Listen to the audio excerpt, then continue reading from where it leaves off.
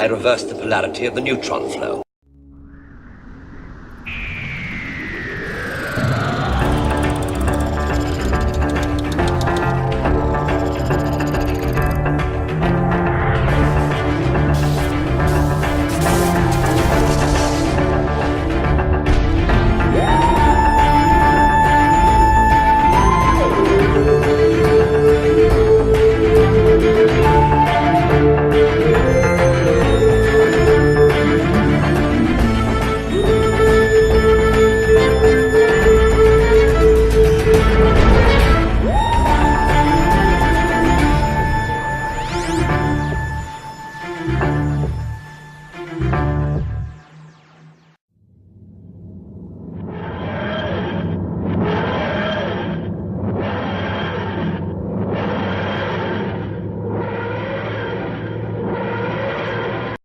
Hello there YouTube and welcome back. So, I am Davros and I am a Whovian, and today I am carrying down my top 5 Third Doctor adventures. Before we go any further, it's all my opinion as usual, and that if you want to see my top 5s on the first and second Doctors, well, they'll probably be linked at the end of this video or something. Or you can check it out on my channel. Anyway, yes, here we go, my top 5 Third Doctor adventures. So before we get going, I just want to throw in some honourable mentions to some that didn't make it to the top 5, but I feel deserve to be called out. So they are Doctor Who and the Silurians, the Sea Devils, the Day of the Daleks, the Inferno, and yeah, I think that's all I can think of from the top of my head. Okay, well, let's get on with the top 5. So, coming in at number 5, we have Doctor Who, The Mind of Evil. Yes, 1971, which featured Roger Delgado as the Master in this one. I like this serial. I can tell by a mile off this was shot in black and white and was later redone into colour. And that. To be honest, I don't think the colouring was necessary because you can tell that it's badly coloured and that. But, of course, with the Third Doctor starting off in colour, I guess people wanted to see the Third Doctor in colour and not in black and white. Bear in mind that this was in 1971, this story, and not everybody had a coloured TV by then. Anyway, yes, number 5, Mind of Evil. Number 4, Spearheads from Space. This is a 1970 serial. In fact, it's the first serial to ever feature the Third Doctor, Jon Pertwee, taking place just after the War Games in his post-regeneration state. Like I said, regeneration was yet to be named that. The Doctor is hospitalised and that, and people have no idea why he has 2 hearts. But then also, since he's earthbound, he has to get a job, so he takes on a job at UNIT. And whilst he's on Earth, the spears from space turn out to be Autons.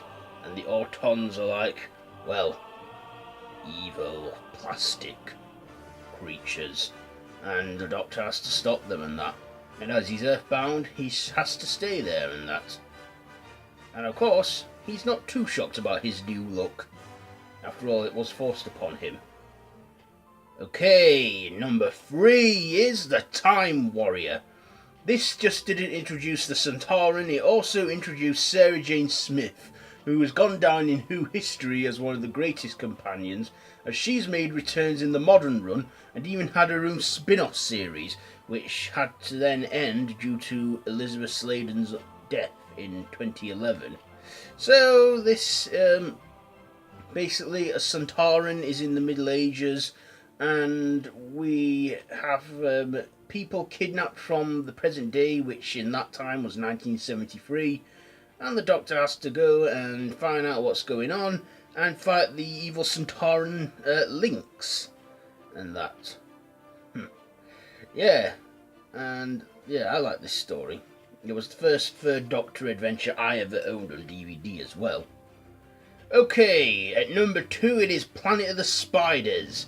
Yes, Jon Pertwee's final serial where he, finds a meditation temple, and then soon finds that there are spiders from the planet Metabilis 3 intervening in that, and the Doctor has to stop them, and also face his fear along the way.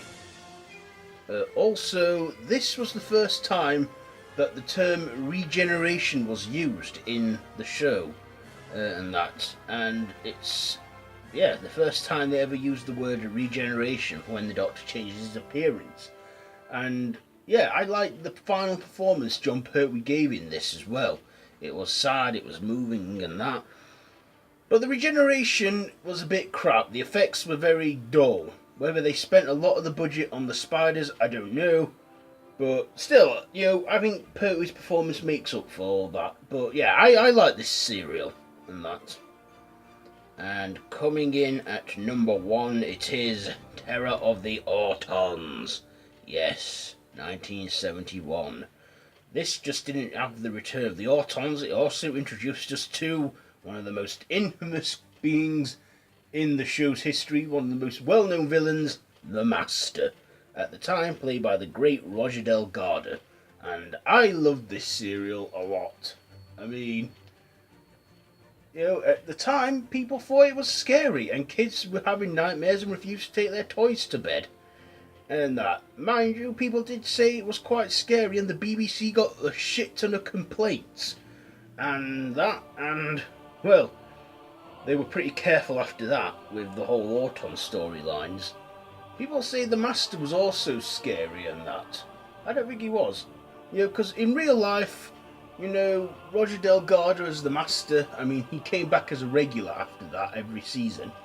He was actually a nice gentleman in real life, and was good friends with Jon Pertwee. I just loved how they were both, arch nemesis on screen and that, Terence Dix and Robert Holmes, they both thought, oh well, the Doctor's like Sherlock and the Brigadier's like his Watson with the moustache and everything, and they thought, we need to give him a Moriarty.